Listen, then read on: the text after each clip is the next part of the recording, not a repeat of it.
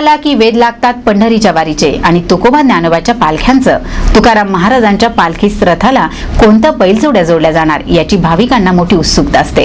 यंदाचा जगद्गुरू संत तुकाराम महाराजांचा रथ ओढण्याचा मान लोहगाव येथील सर्जा राजा आणि खेड तालुक्यातील चिंबळी येथील माणिक राजा यांना मिळालाय.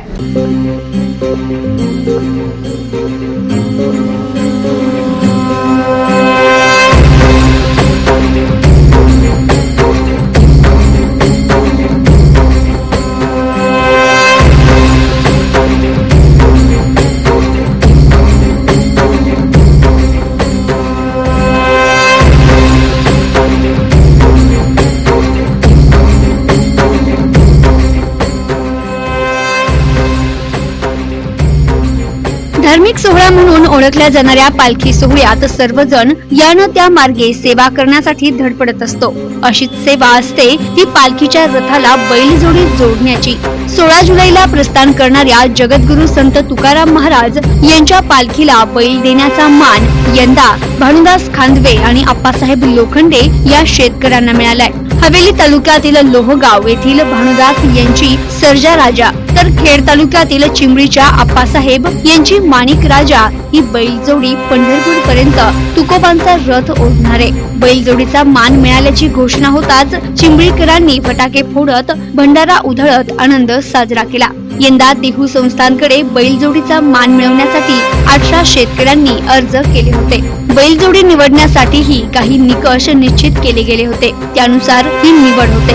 यात बैलाचं वय किमान 5 वर्ष हवं, रंग पांढरा शुभ्र, शेपूट झुपकेदार आणि लांब हवं, बैलांची उंची किमान 5.5 फूट, शिंगे सरळ किंवा गोलाकार आणि वशिंड भरदार हवे.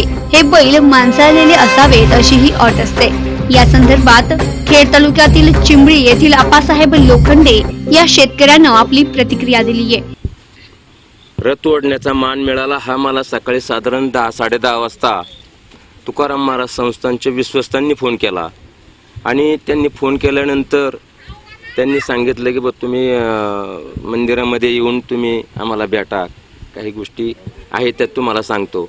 आणि दुसरी गोष्ट अशी, राजा आणि माणिकची जी निगा आहे, कुटुंबामधले आम्ही सर्व सदस्य 3 भाऊ 5 मुलं, आमच्या सुना, आई, एकत्र कुटुंब पद्धती आहे आणि आम्ही सर्वजण मिळून शेती करून शेतीतला जो आनंद आहे तो आम्ही आज खऱ्या अर्थानं तुकाराम महाराजाला जी पालखी रथ ओढण्याचा मान मिळाला तो खऱ्या अर्थाने आम्हाला त्याचा आनंद झाला, आमच्या गावालाही झाला, नातेवाईकांनाही झाला. आणि त्यांची जी निगा आम्ही सकाळी उठल्यापासून संध्याकाळी झोपेपर्यंत त्यांना खुराक, चारा, पाणी देतो, मुलाप्रमाणे त्यांची आम्ही देखभाल करतो.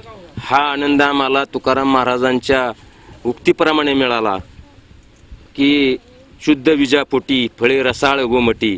ह्या उक्तीप्रमाणे आमची जी फळं आहेत ती आम्हाला आज खऱ्या अर्थाने चाखायला मिळाली. त्याचा आम्ही मनापासून आनंद घेतला.